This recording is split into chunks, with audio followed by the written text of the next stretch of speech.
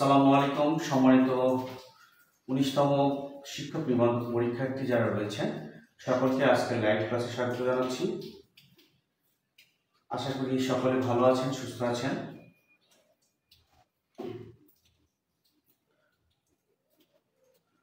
আপনারা সবাই কেমন আছেন অবশ্যই কমেন্টে জানাবেন এবং কে কোথা থেকে দেখছেন অবশ্যই আপনারা কমেন্টে জানাবেন। আর আমাকে দেখতে পাচ্ছেন কিনা ঠিকভাবে?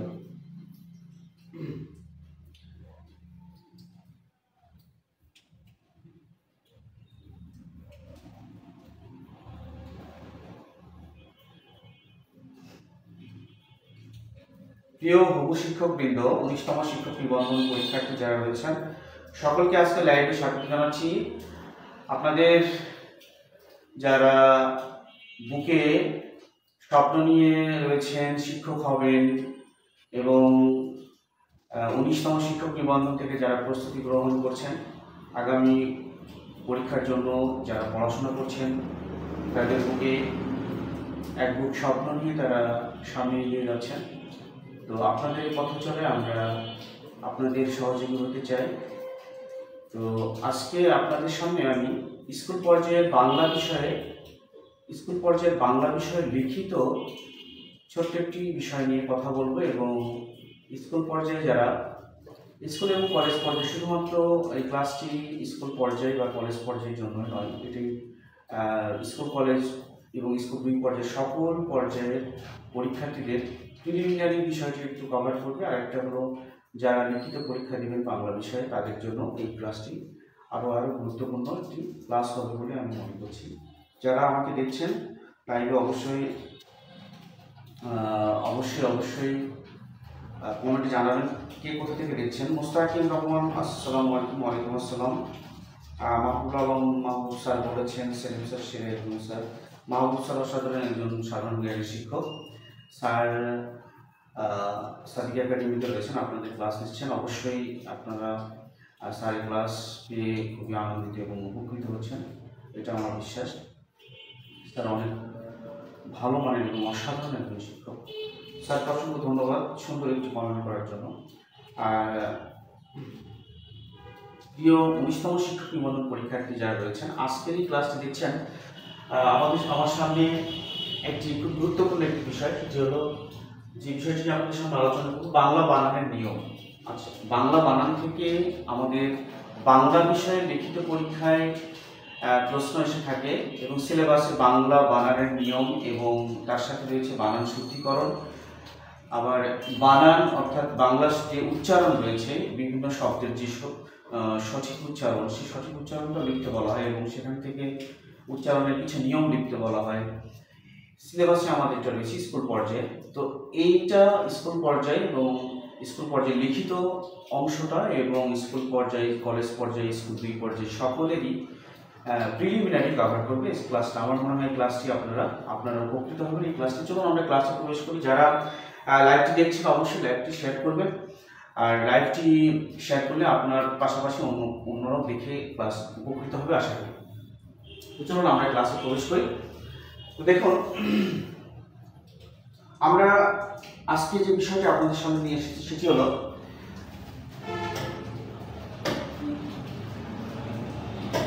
বাংলা বানানের অনেকগুলো বিষয় রয়েছে।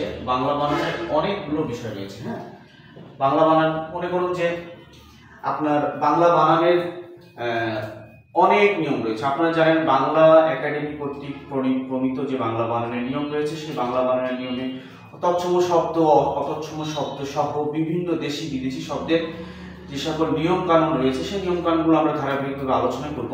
তো আজকে আমার কাছে মনে হয়েছে যে নত্যবিধান সত্যবিধান 2023 সাল 24 সাল অর্থাৎ 15তম কি 16তম নিবন্ধন পরীক্ষায় এই প্রশ্নটা এসছে। হ্যাঁ, তো এই প্রশ্নটা আমরা একটু দেখবো। 16তম নিবন্ধন, সম্ভবত 16তম নিবন্ধনে এই প্রশ্নটা এসেছিল যে বাংলা নত্যবিধানের 5টি নিয়ম লিখো। তো আমরা চলে যাব আলোচনায়। দেখুন, এখানে আমাদের আজকের যে বিষয়টি সেটি হলো বাংলা বানানের নিয়ম। অর্থাৎ বাংলা বানানের যে নিয়মটা রয়েছে, বাংলা বানানের নিয়ম অসংখ্য জিনিস রয়েছে। যেমন মনে করেন যে নত্যবিধান সত্যবিধান, ঠিক আছে, অর্থাৎ নত্ব সত্য যে বিষয়টা রয়েছে সেখানে রয়েছে। তারপরে মনে করুন যে স্বরের মধ্যে আমরা তালব্য স, দন্ত স, তারপরে এই যে মূর্ধন্য স, এগুলো আমরা নত্ব বিধান সত্য বিধানের মধ্যে পেয়ে যাব। তারপরে মনে করুন যে বিশেষ করে দেশি শব্দ রয়েছে, বিদেশি শব্দের ক্ষেত্রে আমরা কি কি নিয়ম ব্যবহার করব, তৎসম শব্দের ক্ষেত্রে বা অতৎসম শব্দের ক্ষেত্রে কোন কোন নিয়মগুলো ব্যবহার করব, এরকম এক রাশ অনেকগুলো নিয়ম রয়েছে, সেই জিনিসগুলো আমরা ধাপে ধাপে জানবো। তো প্রথমে আজকে আমরা বাংলা ব্যাকরণের খুব গুরুত্বপূর্ণ একটি টপিক, সেটি হলো নত্ব বিধান, নত্ব এবং সত্য বিধান। আজকে আমি শুধু নত্ব বিধান সম্পর্কে আলোচনা করবো। দেখুন নত্ব বিধানটা কি আসলে। নত্ব বিধান মানে ধরুন আমি এখানে একটা শব্দ লিখি, যেমন শব্দটা যদি আমি এখানে লিখি মরণ, ঠিক আছে।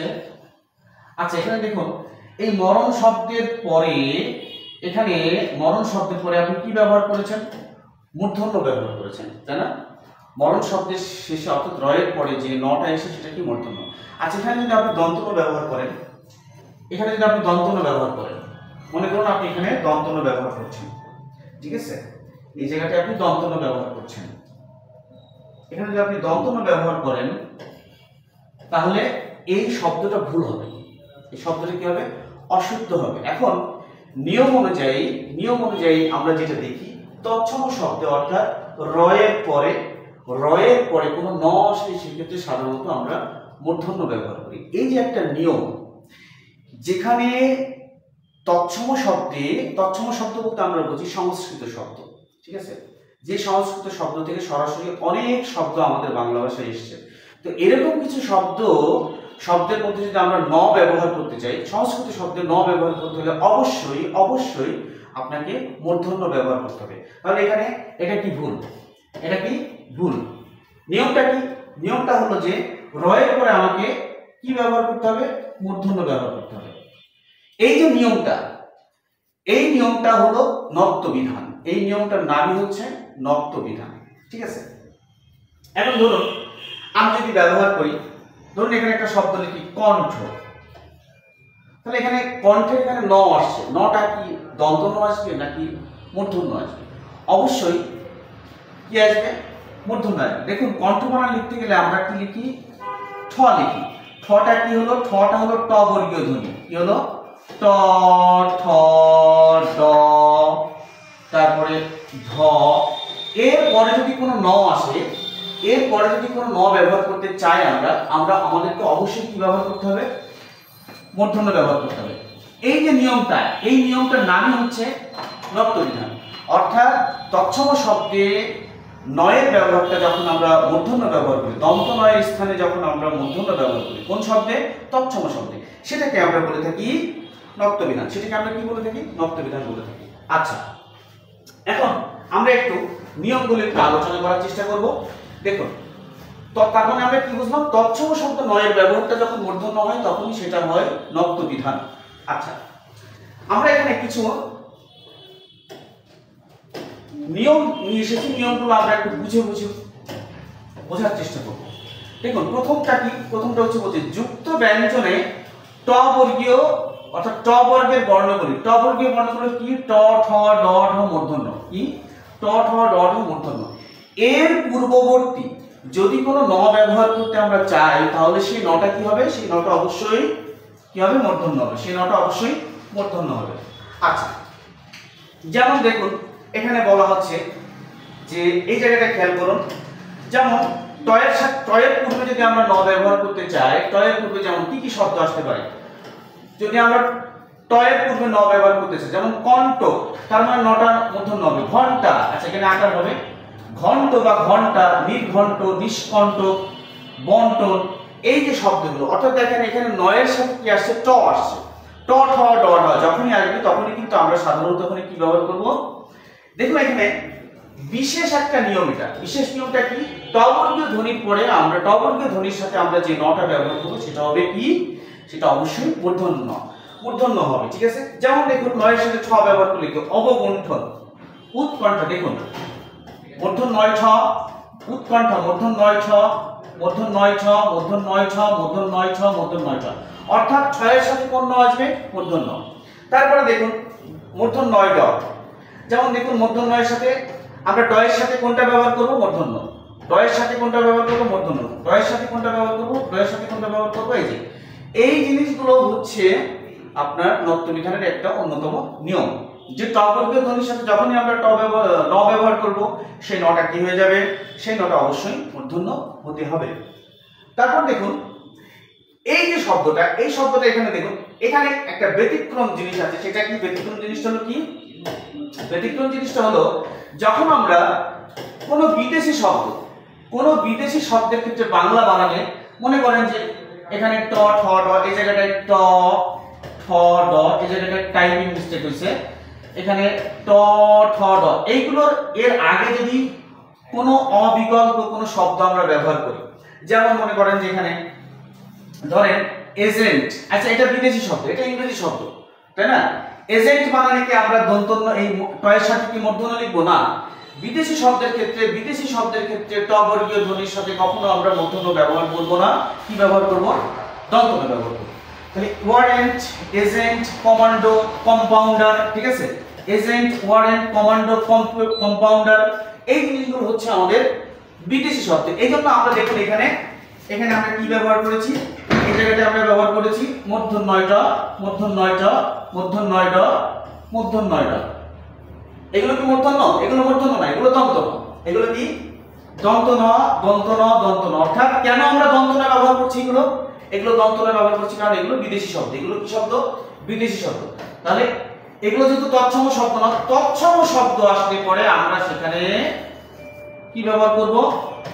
ট, ঠ, ড, ধ, এইগুলোর পূর্বে আমরা কি ব্যবহার করব? এইগুলোর পূর্বে আমরা মূর্ধন্য ব্যবহার করব, ঠিক আছে? অর্থাৎ মূর্ধন্যটা আসবে ট, ঠ, ড। কোন ক্ষেত্রে? তৎসম শব্দের ক্ষেত্রে, ঠিক আছে? আচ্ছা, তৎসম শব্দ আমরা কিভাবে চিনি? কোন শব্দে যদি আপনি দেখেন যে না, যে একটা শব্দের সাথে মূর্ধন্য আছে, একটা শব্দের সাথে মূর্ধন্য আছে, একটা শব্দের সাথে রি যুক্ত আছে, র ফলা আছে, রেফ আছে, এই ধরনের শব্দগুলো যখন আমরা পাই তখন সেই শব্দগুলোকে আমরা সাধারণত তৎসম শব্দ বলে থাকি এবং সেগুলো তৎসম শব্দ হিসেবে গণ্য হয়।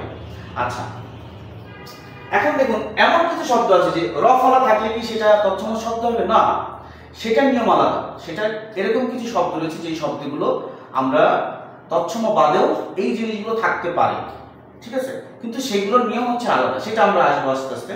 তবে এটা মনে রাখতে হবে, তৎসম শব্দ চেনার উপায় হচ্ছে যে অবশ্যই মূর্ধন্য, তারপরে মূর্ধন্য স, রেফ, র ফলা, ঠিক আছে? তারপরে মনে করেন যে আপনার এখানে যেমন যুক্ত বর্ণ থাকবে কোনো, এই ধরনের কিছু শব্দগুলো আমরা সংস্কৃত শব্দ হিসেবে জেনে থাকি। আচ্ছা, তারপরে দেখুন আমরা পরের নিয়মে চলে যাব। পরের নিয়মটা কি? 2 নম্বর নিয়ম। দেখুন 2 নম্বর নিয়মটা কি বলতেছে? 2 নম্বর নিয়মটা বলা হচ্ছে যে 2 নম্বর নিয়মটা হচ্ছে যে আপনার দেখুন রি, র মূর্ধন্যের পর মূর্ধন্য ন বসে। অর্থাৎ যেখানে আমরা রি দেখব, যেখানে আমরা কি দেখব? যেখানে আমরা রি দেখব সেখানে অবশ্যই তারপরে যদি কোনো ন আসে, যেমন দেখুন রিকারের পরে কি আসবে? ঋণ, ঘৃণা, তৃণ, মসৃণ। দেখুন এখানে রি আছে, আবার এখানে রিকার আছে, রি আছে রিকার। অর্থাৎ রি বা রিকারের পরে যদি কোনো ন আসে, দেখুন রির পরে কি মূর্ধন্য এসে, তাহলে রির পরে কি আপনি দন্তন্য ব্যবহার করতে পারবেন? ব্যবহার করতে পারবেন না। যদি ব্যবহার করেন সেটি ভুল হবে, সেটি কি হবে? অশুদ্ধ হবে। আচ্ছা, রিকারের পরে কোনো মূর্ধন্য যদি কোনো আমরা ন নিয়ে আসি, কোনো নয়ের ব্যবহার আছে, সেই নটা কি হয়? মূর্ধন্য হয়। তৃণ, মসৃণ। আচ্ছা, রয়ের পরে কি হবে? দেখুন আহরণ, রয়ের পরে মূর্ধন্য। উচ্চারণ, রয়ের পরে মূর্ধন্য। চারণ, রয়ের পরে মূর্ধন্য। ধারণ, সাধারণ, ধারণা, ঠিক আছে? অর্থাৎ এই যে শব্দগুলো আমরা দেখতে পাচ্ছি, এই শব্দগুলো অবশ্যই কি হবে? এই যে শব্দগুলো, এই শব্দগুলোর পরে কি বসছে? মূর্ধন্য বসছে। সবগুলো কি কেন বসছে? কারণ র আছে। আবার দেখুন র ফলার পরে, অর্থাৎ র ফলার পরে যদি আমরা কোনো দেখুন আমন্ত্রণ, এই যে এখানে র ফলা আছে, এখানে কি আছে? র ফলা আছে। প্রাণ, প্রাণ মানে র ফলা আছে, মূর্ধন্য বসবে। মিশ্রণ মূর্ধন্য আছে। নিয়ন্ত্রণ মূর্ধন্য। চিত্রণ মূর্ধন্য। র আছে, এখানে সরাসরি র চলে এসেছে। র অথবা র ফলার পরে যদি কোনো ন আসে তাহলে সেই নটা পূর্ণ হবে, মূর্ধন্য হবে, ঠিক আছে? সেটা হবে মূর্ধন্য। আচ্ছা, এবার পরেরটা দেখুন, পরেরটা কি বলা হচ্ছে? পরেরটা বলা হচ্ছে যে রেফের ব্যবহার। যদি রেফের পরে কোনো যেমন পূর্ণিমা, বিস্তীর্ণ, বর্ণনা, স্বর্ণ, নির্ণয়, পূর্ণিমা, বিস্তীর্ণ, বর্ণনা, অর্থাৎ এখানে আমাদের কি আছে দেখুন রেফ আছে, প্রত্যেকটাতে রেফ আছে। তাহলে রেফের সাথে আমরা কি ব্যবহার করব? রেফের সাথে অবশ্যই আমরা রেফের জন্য আমরা যে ন ব্যবহারটা করব সেটা কি মূর্ধন্য হবে, ঠিক আছে? এগুলো সবই সংস্কৃত শব্দ। সংস্কৃত শব্দ চেনার উপায় হচ্ছে এই যে এখানে রি আছে, মূর্ধন্য আছে, হ্যাঁ, র ফলা আছে, এগুলো হচ্ছে সংস্কৃত শব্দ। আচ্ছা আচ্ছা, একজন জাবেদ হোসেন ভাই বলছেন আসসালামু আলাইকুম রহমতুল্লাহ স্যার, আমি সিলেট থেকে দেখছি 19তম প্রাইমারি শিক্ষক নিবন্ধন পরীক্ষা দিতে চাই, স্কুল পর্যায়ে যোগ্যতা কি এসএসসি পাশে হবে? দেখ না, আপনাকে অবশ্যই অনার্স পাস করতে হবে, স্নাতক পাস করতে হবে, ঠিক আছে? আচ্ছা এবার দেখুন এখানে কি বলা হচ্ছে যে মূর্ধন্যস্বর পরে আমরা কি ব্যবহার করব? মূর্ধন্যস্বর পরে আমরা বলেছি রি, র, মূর্ধন্যস্বর, এগুলোর পরে কি ব্যবহার হবে? আচ্ছা মূর্ধন্যস্বর পরে যদি আমরা কোনো ন নিয়ে আসি তাহলে কি হবে? মূর্ধন্য মূর্ধন্য মূর্ধন্য মূর্ধন্য মূর্ধন্য। অন্বেষণ, পোষণ, ভীষণ, পাষাণ, গবেষণা, ঠিক আছে? এগুলো সবই কি আমরা মূর্ধন্য নিয়ে আসবো। কিসের পরে? মূর্ধন্যস্বর পরে। আচ্ছা এখন বিষয় হলো এই যে আমরা নিয়মটা শিখলাম, এখানে নিয়মটা কি শিখলাম? যে রি বা রিকারের পরে, র এর পরে, র ফলার পরে, রেফের পরে, মূর্ধন্যস্বর পরে এগুলো কি হয়? কোনো ন আসলে সেটা সেই নটা কি হবে? মূর্ধন্য হবে, সেই নটা কি হবে? মূর্ধন্য। আচ্ছা এখানে দেখুন আপনি এখানে এই জায়গাটা একটা জিনিস খেয়াল করুন, এই জায়গাটা একটা বিষয় খেয়াল করুন। যেমন এখানে একটা শব্দ আছে দেখুন যে ধরন। আচ্ছা ধরন বললে আমরা কি বুঝি? আমরা বলি না যে কোন ধরনের, এই বানানটা অনেকে মূর্ধন্য লাগে, অনেকে কি লাগে? মূর্ধন্য লাগে, কিন্তু এটা ভুল হবে। কারণ এটি ধরন শব্দটা কোনোভাবেই সংস্কৃত শব্দ নয়, ঠিক আছে? আচ্ছা এখন আপনার মনে হতে পারে স্যার র এর পরে তো মূর্ধন্য বসে, এই র এর পরে তো মূর্ধন্য বসার কথা, কিন্তু ভাই ধরন শব্দটা উৎস কোথায়? ধরন এটা সংস্কৃত নয়, এটি তৎসম নয়, ঠিক আছে? আচ্ছা সেজন্য এখানে দন্তন্য বসছে। আচ্ছা এখানে দেখুন একটা শব্দ দেখুন এখানে ধরন ধারণ। আচ্ছা ধরন বানানে দন্তন্য, ধারণ বানানে মূর্ধন্য। ধরন বানানে কি আছে? ধরন বানানে দন্তন্য, ধারণ বানানে মূর্ধন্য। আচ্ছা এই ধরন মানে হচ্ছে আচরণ, চালচলন বা স্বভাব। ধরন আমরা বলতে বোঝাই আচরণ, চালচলন, স্বভাব, এটাকে ধরন বলে। আচ্ছা এখানে দেখুন দরুন একটা শব্দ আছে, দরুন, এটা একটু অব্যয়, যে বলছে যে এই কাজের দরুন আমি সফলতা পেয়েছিলাম, বা এই কাজের দরুন সে আমাকে সাহায্য করেছিল, বা এইটার দরুন আমি ওটা পেয়েছিলাম। এই যে দরুন কথাটাকে কিন্তু আমরা দন্তন্য ব্যবহার করব। দরুন কথাটা কি ব্যবহার করব? দন্তন্য ব্যবহার করব। এবং এটি একটি ফার্সি অব্যয়, এটি একটি ফার্সি অব্যয়। যেহেতু এখানে এটি বিদেশি শব্দ, তাহলে এক্ষেত্রে যেহেতু এটা সংস্কৃত নয়, ঠিক আছে, এটি সংস্কৃত নয়, ধরন শব্দটি সংস্কৃত নয়, তাহলে এখানে দন্তন্য হবে, মূর্ধন্য হবে না। দরুন একটা কি শব্দ? ফার্সি অব্যয়, তাহলে এই দরুন শব্দটা কি হবে? এখানে দন্তন্য হবে, মূর্ধন্য হবে না। আচ্ছা কিন্তু দেখুন ধরন এবং ধারণ এই দুটো শব্দ যদি আমরা এক করে ফেলি তাহলে এটার অর্থ আসে কি? আচরণ, চালচলন বা স্বভাব, ঠিক আছে? তো এখানে ধরন বানানে আমরা দন্তন্য লিখবো, কিন্তু ধারণ বানানে কি লিখবো? মূর্ধন্য। ধারণ শব্দটা হচ্ছে সংস্কৃত। আচ্ছা আশা করি বুঝতে পেরেছেন।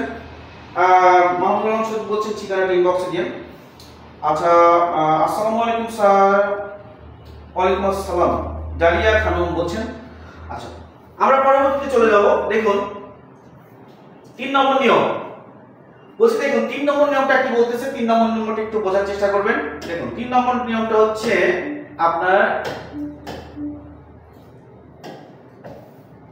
যেমন দেখুন পরিপ্রনি, এগুলো এক একটা উপসর্গ, এগুলো কি এক একটা উপসর্গ। আচ্ছা উপসর্গ কি হয়? উপসর্গ কোন শব্দের পূর্বে বসে। যেমন দেখুন পরিণত, পরি দিয়ে কি হচ্ছে? পরিণত, আবার পরি দিয়ে কি হচ্ছে? পরিণাম, আবার পরি দিয়ে কি হচ্ছে? পরিণতি। অর্থাৎ দেখুন যখন আমরা পরি দিয়ে কোনো শব্দ পাবো, অর্থাৎ পরির পরবর্তী ন কি হবে? পরির পরবর্তী ন হবে মূর্ধন্য, পরির পরবর্তী কি হবে? মূর্ধন্য হবে। আচ্ছা যেমন হচ্ছে প্রনাম, যদি প্র উপসর্গ থাকে এই উপসর্গগুলোর পরে, এই উপসর্গ কি ভাই? যেমন বলছে পরিণাম, ঠিক আছে? এখানে কি বলছে? পরিণাম। যেমন দুঃখিত,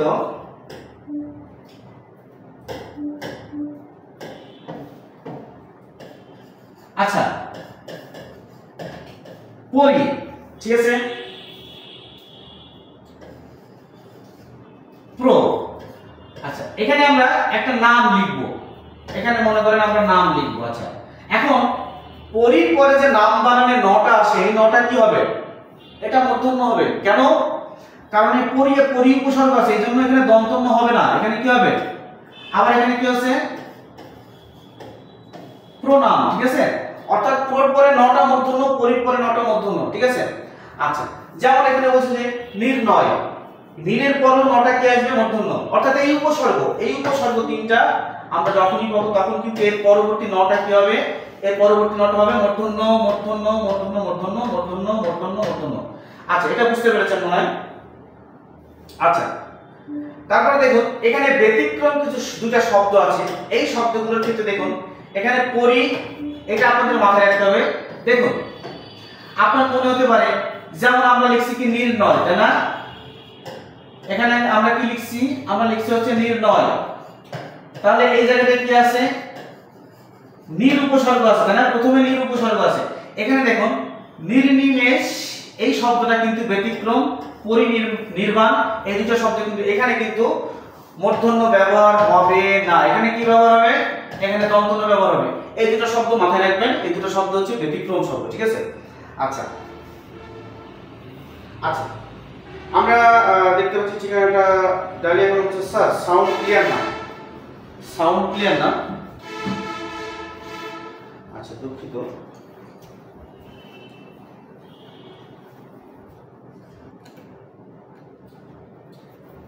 একটু অপেক্ষা করবেন।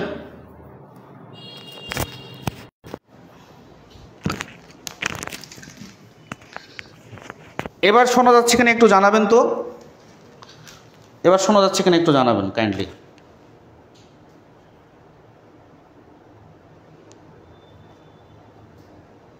আচ্ছা, আমরা দেখুন এখানে যদি দূর উপসর্গ হয়, দূর উপসর্গ, দূর। আচ্ছা, দূর উপসর্গটা কি? যেমন আমরা নির উপসর্গ বলেছি, দেখুন দূর উপসর্গের পরে নত্ব বিধান প্রযোজ্য হয় না। তার মানে যেমন আমরা প্র, নির, পরি, এরপরে কি আসবে? এরপরে হচ্ছে আপনার মূর্ধন্য আসবে, এরপরে মূর্ধন্য আসবে। কিন্তু আপনি যদি দূর উপসর্গ, যেমন মনে করেন যে আপনার দু বিসর্গ নাম, ঠিক আছে। আচ্ছা, এখানে এই দুটা বলতে আমরা বুঝি দূর একটা হচ্ছে আপনার এটা উপসর্গ। এরপরে যদি কোনো দন্তন্য আসে, মানে ন আসে, সেই নটা কি হয়? দন্তন্য হয়। যেমন দুর্নাম, দুর্নির্বার, দুর্নীতি, দুর্নাম, দুর্নির্বার, দুর্নীতি, ঠিক আছে। এগুলো হচ্ছে আপনার, এগুলো হচ্ছে কি?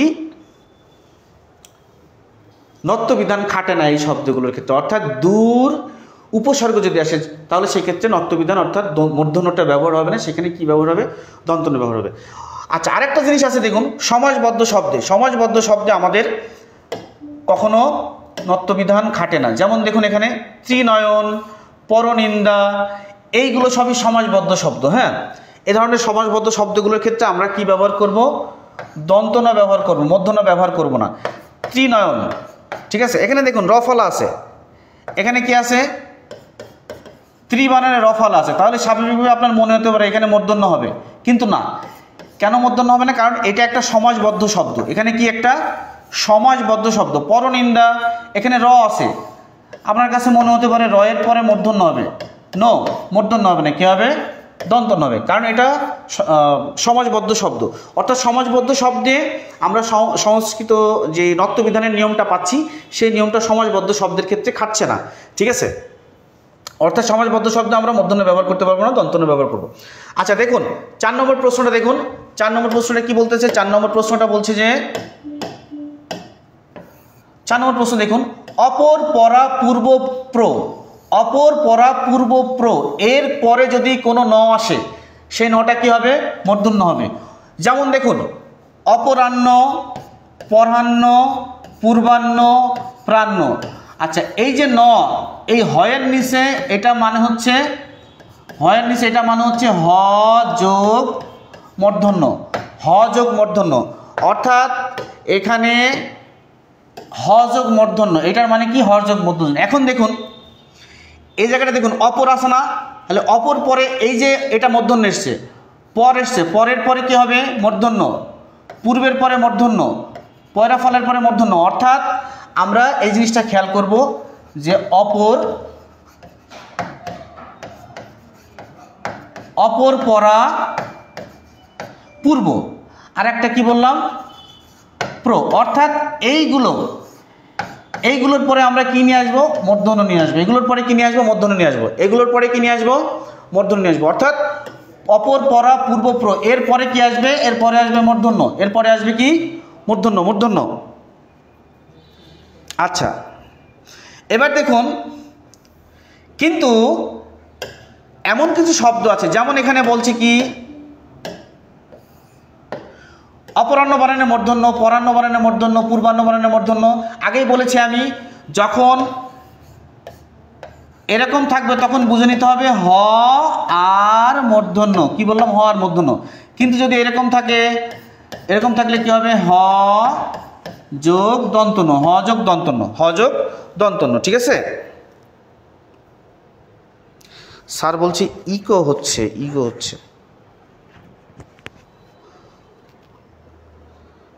আচ্ছা, এবার কি ক্লিয়ার শোনা যায়? হ্যাঁ, আমরা ক্লাসটা শেষ করব। আচ্ছা, 5 নম্বর প্রশ্নটা দেখুন। 5 নম্বর প্রশ্নটা কি বলতেছে? 5 নম্বর প্রশ্নটা বলতেছে যে র বা র ফলার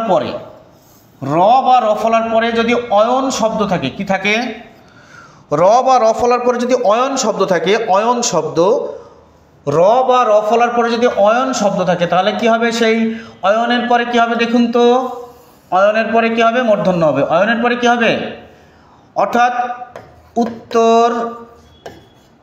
উত্তর যোগ অয়ন।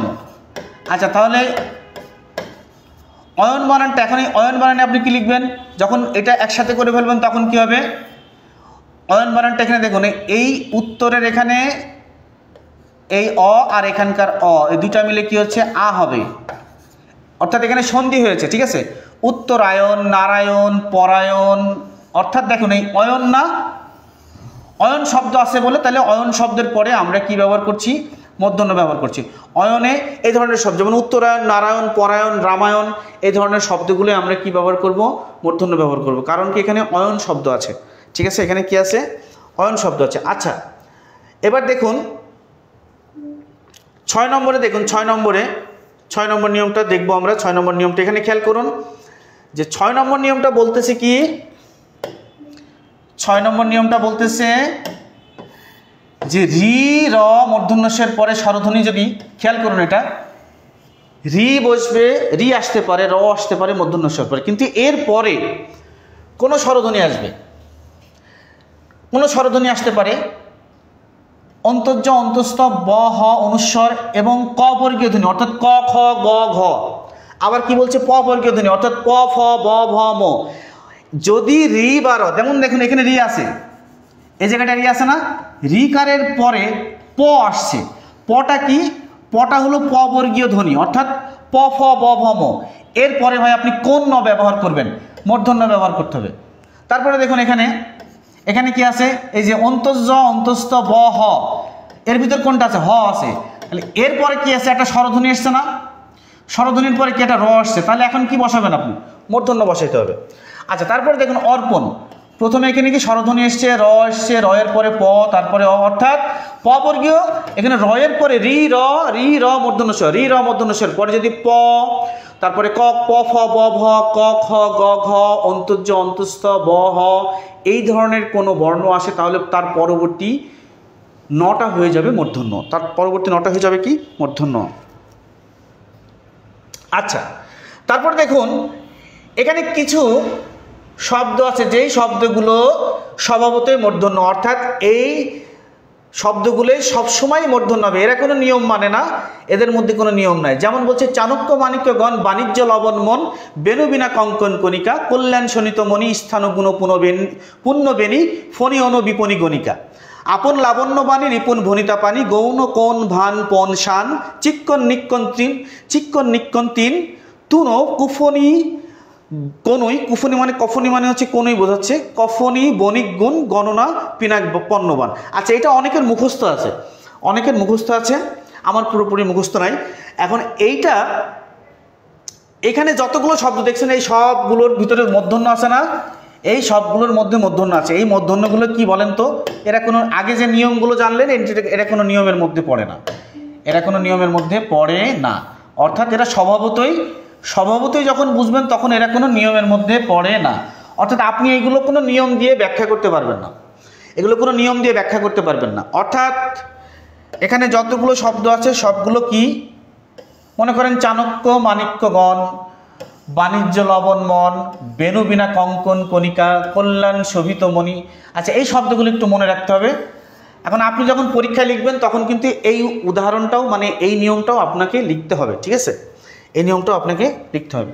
তো ঠিক আছে, আমরা মূলত নত্যবিধানের নিয়মটা আমরা আলোচনা করলাম, নত্যবিধানের নিয়মটা আমরা আলোচনা করলাম। আচ্ছা, এখানে এমডি আমিনুল ইসলাম হক ভাই বলছেন যে স্যার ইগো হচ্ছে, এখন কি ক্লিয়ার? এখন কি ক্লিয়ার? আচ্ছা দেখুন ভাই, এটা ছিল নত্যবিধানের কয়েকটা নিয়ম। আচ্ছা, আপনাদের এখানে কয়েকটা প্রশ্ন একটু প্র্যাকটিস করাবো, আপনারা একটু দেখবেন। এটা ধরুন ওই যে আমি নিয়ম এখানে নত্যবিধানের অর্থাৎ নত্যবিধান সম্পর্কে বানানের একটা নিয়ম, এটা নত্যবিধান সত্যবিধান বানান সংক্রান্ত একটা নিয়ম। তো এইটা আমি আলোচনা করলাম, নত্যবিধান সম্পর্কে আলোচনা করলাম। আপনাকে পরীক্ষায় বলতে পারে নত্যবিধানের 5টি নিয়ম লিখুন, নত্যবিধানের 5টি নিয়ম লিখুন, ঠিক আছে?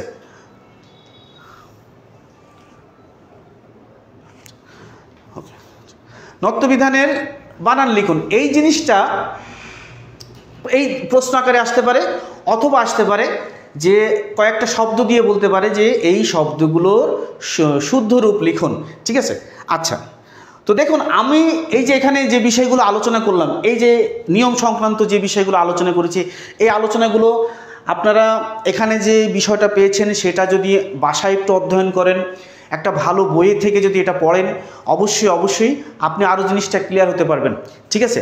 আপনার এই যে বানান সংক্রান্ত যে বিষয়গুলো রয়েছে সেগুলো আমাদের সাদিক স্যার লিখিত এবং সাদিক একাডেমি এবং সাদিক পাবলিকেশন থেকে প্রকাশিত নিবন্ধন প্রিলিমিনারির খুবই একটি ভালো মানের এবং উন্নত মানের, এবং আমরা এটা যত শিক্ষকবৃন্দ এখানে আছে আমরা প্রত্যেকজন এই বইটা প্রুফ রিড দিয়েছি, নিজেরা পড়েছি। এই বইটা আপনারা অবশ্যই দেখতে পারেন। দেখুন একটা জিনিস আপনাদেরকে বলি, আমি গতদিনও বলেছি যে আমি বাংলা শিক্ষক মোহাম্মদ আব্দুস সেলিম, সাদিক একাডেমিতে ক্লাস নেই, তার মানে ক্লাস নেই বলে আপনাদেরকে এই বইটা সম্পর্কে আমি বলছি না। আমি এই বইটা নিজেও পড়েছি, অধ্যয়ন করে এইগুলো এটা অধ্যয়ন করে কিন্তু আপনাদের এখানে ক্লাস নেই।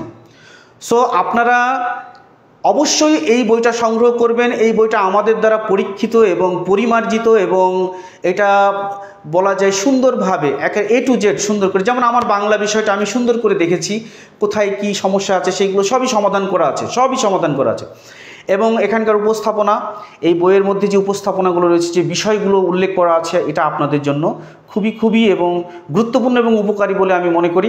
আপনারা অবশ্যই বইটি কালেকশন করবেন।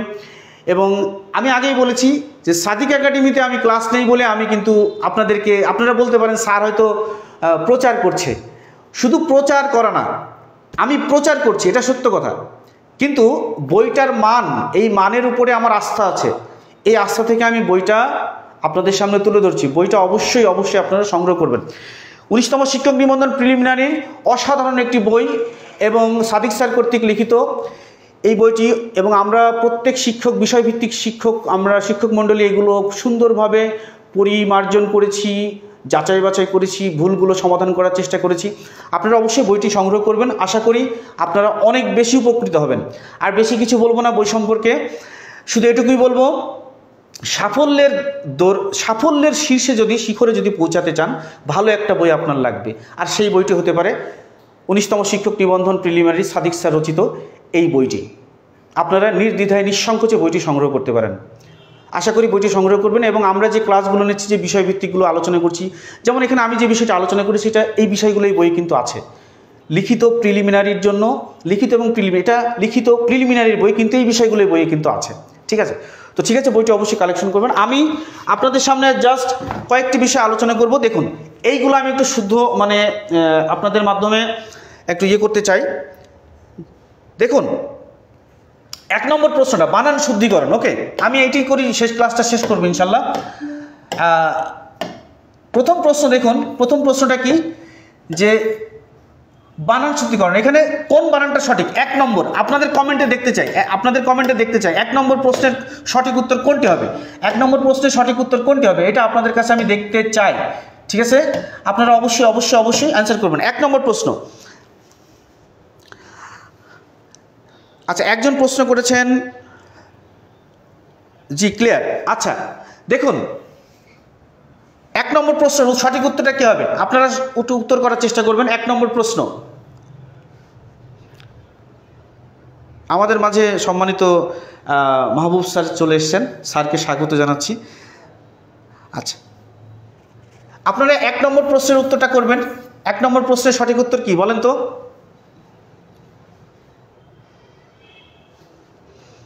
আমি কমেন্ট দেখতে চাই। শিয়াব সরকার বলছেন খ নম্বর। আচ্ছা দেখুন ভাই, খ নম্বর হবে না, ঠিক আছে। সঠিক উত্তর কি? উদিচি। উদিচি বানানে দুটোই দীর্ঘ ইকার, দুটোই কি হবে? দীর্ঘ ইকার। আচ্ছা, তারপরে 2 নম্বর দেখুন, 2 নম্বর কি বলছে? মনীষী। মনীষী বানানে কোনটা হবে? 2 নম্বর। ঝটপট ঝটপট উত্তর করবেন সবাই, ঝটপট উত্তর করবেন। মনীষী বানানে কোনটা উত্তর হবে? সঠিক উত্তর কোনটা হবে? আচ্ছা, মনীষী বানানো কিন্তু আমাদের কয়টা? দুইটাই দীর্ঘ ইকার হবে। মনীষী বানানো দুইটাই দীর্ঘ ইকার হবে। 1 নম্বর 1 নম্বর প্রশ্নের উত্তর কি? উদিচি। উদিচি বানানে দুইটাই হচ্ছে দীর্ঘ ইকার, মনীষী বানানে দুইটাই দীর্ঘ ইকার। আচ্ছা, 3 নম্বর দেখুন, দধিচি বানান। দধিচি বানান কি? Dadhichi, what is Dadhichi? দধিচি হচ্ছে একজন ঋষি, পৌরাণিক একজন ঋষি, ভারতীয় যে হিন্দু পুরাণ রয়েছে সেই হিন্দু পুরাণের একজন ঋষি। ঠিক আছে। আচ্ছা, 3 নম্বর প্রশ্নটা কি হবে? 3 নম্বর প্রশ্নটা এমডি আমিনুল ইসলাম বলছেন, ভাই নাম্বার দিবেন, নাম্বার দিয়ে লিখবেন, নাম্বার দিয়ে লিখলে খুব ভালো হবে, আমরা বুঝতে পারবো কত নম্বরের ক, কত নম্বরের ঘ, এটা আমরা বুঝতে পারবো। এমডি শিয়াব সরকার বলছেন ঘ নম্বর। ভাই কত নম্বর প্রশ্নের ঘ নম্বর উত্তর? এটা কি 3 নম্বর, 2 নম্বর না 1 নম্বর? আচ্ছা দেখুন, এখানে 3 নম্বর প্রশ্নটা কি বলছে? দধিচি। দধিচি বানানে কিন্তু আমরা কি ব্যবহার করব? এই যে ঘ নম্বরটা। দধিচি বানান কি হবে? দীর্ঘই এবং রস্যি, দীর্ঘই এবং রস্যি, দধিচি। ঠিক আছে, হ্যাঁ 3-এর ঘ, রাইট। ইব্রাহিম ভাই বলছেন 3-এর ঘ, আপনার উত্তরটা সঠিক হয়েছে, অসংখ্য ধন্যবাদ। এমডি শিয়াব ভাই সম্ভবত 3-এর ঘ উত্তর করেছেন। এমডি আমিনুল হক ভাই 3-এর ঘ উত্তর করেছেন। ঘ নম্বর যেহেতু ইব্রাহিম ভাই ঘ উত্তর করেছেন, ইব্রাহিম ভাই পরে কারেকশন করেছেন, থ্যাংক ইউ সো মাচ, আপনি নাম্বার সহ উল্লেখ করেছেন, অসংখ্য ধন্যবাদ যারা সঠিক উত্তর করেছেন। এবার দেখুন আমরা চলে যাব 4 নম্বর প্রশ্নে। 4 নম্বর প্রশ্ন দেখুন, স্বায়ত্ত শাসন এটা কোনটা হবে? এই প্রশ্নটা পরীক্ষায় অনেক বেশি আসে। হ্যাঁ, ছয় ব্যয় হবে নাকি ছয় ব্যয় হবে না? ঠিক আছে, এখানে কিন্তু আমাদের ঝামেলাটা বাগে, বফলাটা কি তয়ের নিচে হবে না কোন জায়গায় হবে, তাই না? আচ্ছা দেখি এই প্রশ্নটা সঠিক উত্তর কে করতে পারে। 4 নম্বর প্রশ্ন, 4 নম্বর প্রশ্নের উত্তরটা করবেন সবাই। এমডি আমিনুল হক ভাই বলছেন 4-এর গ। তারপরে আর কে উত্তর করেছেন কিনা দেখি। আমিনুল ভাইয়ের উত্তরটা সঠিক হয়েছে। সঠিক উত্তর হবে কি? স্বায়ত্ত শাসন। স আয়ত্ত, স বানানে কি হয় এটা মনে রাখবেন। স বানানে সবসময় স মানে হচ্ছে নিজের, আর হচ্ছে আয়ত্ত। এই আয়ত্ত বানানে কখনো বফলা হবে না। আয়ত্ত বানানে কি হবে? বফলা কখনো হবে না, এখানে দিবেন না। আচ্ছা দুঃখিত, আমাদের চলে গেছে এটা। তাহলে আমরা কি বললাম এখানে? যে স্বায়ত্ত বানানে সযোগ আয়ত্ত, এটা মনে রাখবেন, সযোগ আয়ত্ত। ঠিক আছে, তার মানে আমার এখানে আয়ত্ত বানানে বফলা হবে না, কিন্তু স মানে কি? নিজে, মানে নিজের আয়ত্ত, যেটা হচ্ছে নিজের আয়ত্ত। ঠিক আছে, আচ্ছা তারপরে বলছে দেখুন 4 নম্বর গেল। 5 নম্বর প্রশ্নটা দেখুন। 5 নম্বর প্রশ্নটা আমাদের টোটাল 10টা প্রশ্ন আছে, 10টা প্রশ্ন শেষ করবো আমরা। আচ্ছা এটা কোন উত্তর হবে বলেন? সরস্বতী। এই উত্তরটা 5 নম্বর উত্তরটা করবেন। স্যার ফোন দিচ্ছে,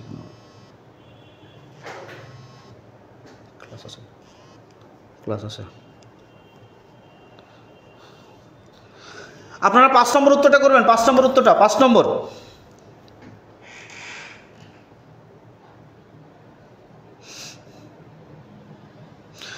পাঁচ নম্বর উত্তরটা করবেন সবাই।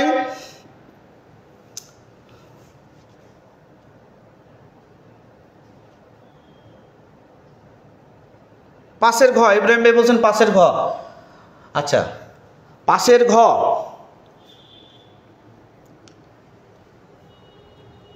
সরস্বতী, এখানে দীর্ঘ ইকার আছে একটা, হ্রস্ব ইকার আছে। আচ্ছা, এটা হবে সঠিক উত্তর, ঠিক আছে। আচ্ছা, এখানে কি সঠিক উত্তর আছে? পাশের ঘ উত্তর করেছেন। এখানে এখানে যে জিনিসটা হবে সেটা হচ্ছে এখানে একটাও সঠিক উত্তর নাই, এখানে কি একটাও সঠিক উত্তর নাই। মূলত যেটা হবে এখানে এটা হবে সরস্বতী, ঠিক আছে।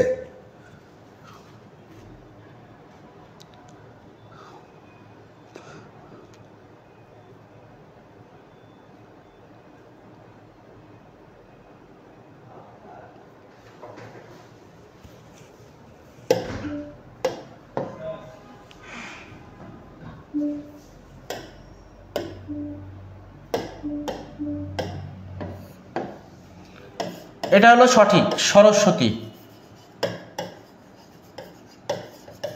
রাইট। এটা এই বানানটা একটু খুব আমাদের গোলক ধাঁধা বাঁধায়, এই বানানটা সঠিক হবে। সঠিক কি ভাই? আচ্ছা, এটা একটু মিস্টেক হয়েছে আমাদের, সেটা কি সরস্বতী বানানে আমরা সরস্বতী,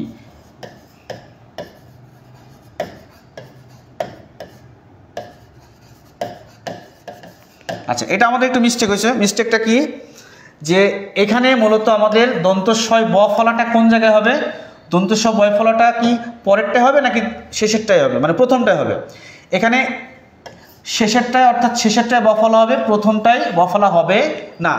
তার মানে সঠিক উত্তর এটাই, দন্তস্ব র দন্তস্বয় বয় তয় দীর্ঘ। আচ্ছা, এটা কারেকশন, ওকে। আমাদের গ হবে না, গ হবে না ভাই, লাস্টেরটাই, ঘটাই রাইট। ইব্রাহিম ভাই সঠিক উত্তর করেছেন, ঘটাই রাইট হবে, ঠিক আছে, ঘটাই রাইট হবে। সরস্বতী বানানে দন্তস্ব র দন্তস্বয় ভাইটা হবে। আচ্ছা, পরেরটা দেখুন 6 নম্বর, তিতিক্ষা বানান কি হবে? তিতিক্ষা বানান, তিতিক্ষা বানান কি হবে? তিতিক্ষা। আচ্ছা, তিতিক্ষা বানান হবে, এটা সঠিক উত্তর, 6 এর খ। তিতিক্ষা বানানের সঠিক উত্তর হবে এটা, তিতিক্ষা। 7 নম্বর উত্তরটা কি হবে? 6 নম্বর এবং 7 নম্বর, 6 নম্বর উত্তরটা আমি করে দিয়েছি, 6 নম্বর উত্তরটা আমি করে দিয়েছি। তিতিক্ষা বানানে দুইটাই রস্বইকার, দুইটাই রস্বইকার, দুইটাই রস্বইকার। আচ্ছা, আর 7 নম্বরটা হচ্ছে কি? কল্যাণী আশু, কল্যাণী আশু, কল্যাণী এসু না কল্যাণী এসু, কোনটা হবে? দেখুন, যদি আশু হয়, আশু হলে দন্তস্ব হবে, আশু হলে কি হবে? আর এসু হলে মূর্ধন্য ষ হবে। আচ্ছা, আমরা সরস্বতী বানানটা কি বলেছি ভাই? প্রথমে দন্তস্ব, তারপরে র, দন্তস্বয় ব। আচ্ছা, এটা হবে সরস্বতী বানান, ঠিক আছে। আচ্ছা, এটা একটু মিস্টেক হচ্ছিল আমাদের, এটা একটু সমস্যা হচ্ছিল। এটা সঠিক উত্তর হবে দন্তস্ব র দন্তস্বয় বয় ত দীর্ঘ, এটা ব ফলাটা পরে হবে, হ্যাঁ। আচ্ছা, এমডি আমিনুল হক বলছেন 6 এর খ, হ্যাঁ 6 এর খ। 7 এর কি হবে? 7 এর, আচ্ছা ভাই 7 এর যেটা হবে কল্যাণী আশু, আমি বলেছি যদি আশু হয় তাহলে সেক্ষেত্রে দন্তস্ব হবে, কল্যাণী আশু হলে কি হবে? দন্তস্ব। তার মানে এইটা হলো সঠিক উত্তর। এটা কি? এটা হলো সঠিক উত্তর। আচ্ছা, কল্যাণী আশু হচ্ছে মেয়েদের ক্ষেত্রে, মেয়েদের অর্থাৎ মহিলাদেরকে সম্মানভাবে, অর্থাৎ সম্মানসূচক সম্বোধন, সম্মানসূচক সম্বোধন, অর্থাৎ মহিলাদের জন্য আমরা কি করি? সম্মানসূচকভাবে এই সম্বোধনটা করে থাকি, কল্যাণী আশু। অর্থাৎ কোনো একজন মহিলাকে যদি আমরা সম্মান দিয়ে কথা বলি তখন কি হয়? কল্যাণী আশু হয়। আচ্ছা, আর এই যে কল্যাণী এসু হলে কি হবে? এই কল্যাণী বানানটা দেখুন ভুল আছে, এই কল্যাণী বানানটা কি হবে? ভুল আছে। কল্যাণী বানানে আমাদের কি হবে? মূর্ধন্য হবে। কল্যাণী বানানে কি হবে? মূর্ধন্য হবে। আচ্ছা পরেরটা দেখুন, আমরা পরেরটা দেখব 8 নম্বর। ন্যূনতম, ন্যূনতম শব্দটা 8 নম্বর, ন্যূনতম শব্দটা কি হবে? 8 নম্বর উত্তরটা কি হবে? 8 নম্বর, 8 নম্বর উত্তরটা ন্যূনতম, ন্যূনতম, ন্যূনতম, ন্যূনতম কোনটা হবে? 8 নম্বর।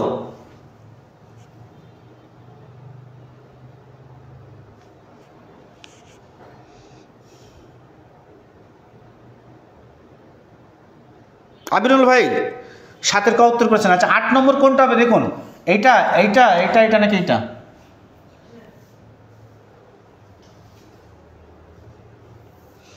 আচ্ছা দেখুন ন্যূনতম হবে না, এটা হবে ন্যূনতম। সঠিক উত্তর কি? ঘ, সঠিক উত্তর ঘ। আচ্ছা 9 নম্বরটা দেখুন, আমি বলেছি কল্যাণী বানান কি? মূর্ধন্য। আচ্ছা এসু যখন হবে, এখানে মূর্ধন্য আছে, এসু বানান হলে কি হবে? মূর্ধন্যস্ব হবে, তার মানে সঠিক উত্তর এটা। আর আশু বানান কল্যাণী আশু হলে কি হবে? এইটা হবে, ঠিক আছে। অবশ্যই মূর্ধন্য থাকতে হবে, মূর্ধন্য অন্তঃস্থয়াকার দন্তস্ব। যদি কল্যাণী আশু হয় তাহলে দন্তস্ব হবে, কল্যাণী এসু হলে মূর্ধন্যস্ব হবে। আচ্ছা কল্যাণী এসুটা হচ্ছে পুরুষদের জন্য, অর্থাৎ পুরুষদের জন্য, সব পুরুষদের সম্বন্ধসূচক বাক্য, অর্থাৎ পুরুষদের সম্মানসূচক শব্দ। আচ্ছা পুরুষদেরকে যখন আমরা সম্মান করে কোনো কিছু ডাকি বা সম্মান সূচকভাবে যখন সম্বোধন করি, তখন আমরা কি বলি? কল্যাণী এসু, নট কল্যাণী আশু। আর কল্যাণী এসু বানানে অবশ্যই মূর্ধন্য দীর্ঘইকার, অন্তঃস্থয়কার, পেট কাটা মূর্ধন্য হ্রস্বকার, এইটা হবে, ঠিক আছে। আর যদি মহিলাদের ক্ষেত্রে হয় তাহলে কি হবে? কল্যাণী বানানে মূর্ধন্য, মূর্ধন্য দীর্ঘইকার, অন্তঃস্থ আকার, দন্তস্ব হ্রস্বকার, এটা হবে মহিলাদের জন্য, মহিলাদের সম্বন্ধসূচক শব্দ। আচ্ছা এবার দেখুন লাস্ট কোশ্চেন 10 নম্বর। 10 নম্বর কোশ্চেনটা সবাই উত্তর করবেন। 10-এর কত নম্বর উত্তর হবে? 10-এর ক, খ, গ, ঘ কোনটা হবে? দুর্বিষহ, দুর্বিষহ, দুর্বিষহ, দুর্বিষহ কোনটি হবে? 10-এর ঘ। 8-এর ঘ, 8-এর ঘ, 8-এর ঘ, 8-এর ঘ, 8-এর ঘ কোনটা? আমিনুল ভাই আচ্ছা 10 নম্বরটা অ্যান্সার করবেন। 10 নম্বর, 10 নম্বর এটা দিয়ে ক্লাস শেষ করব। 10-এর ক হবে, খ হবে, গ হবে না ঘ হবে? এই উত্তরটা দেখতেছে সবার কাছ থেকে।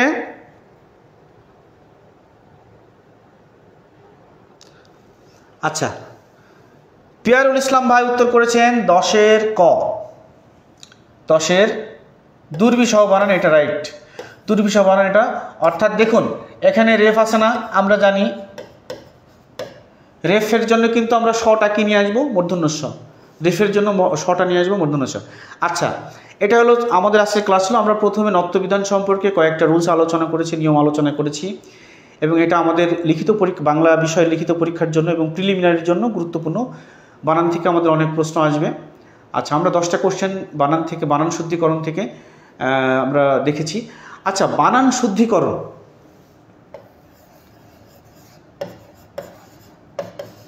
আচ্ছা বলেন তো শুদ্ধিকরণ বানানটা কি? এইটা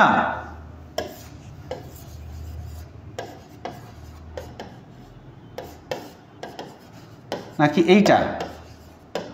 শুদ্ধিকরণ বানান কি ক নাকি খ? ক নম্বর নাকি খ নম্বর? শুদ্ধিকরণ বানান, শুদ্ধিকরণ বানান কোনটা হবে? ক নম্বর নাকি খ নম্বর? এটা ধরেন 11 নম্বর প্রশ্ন, এটা 11 নম্বর প্রশ্ন। শুদ্ধিকরণ বানান কোনটা হবে? হ্রস্বইকার হবে নাকি দীর্ঘইকার হবে?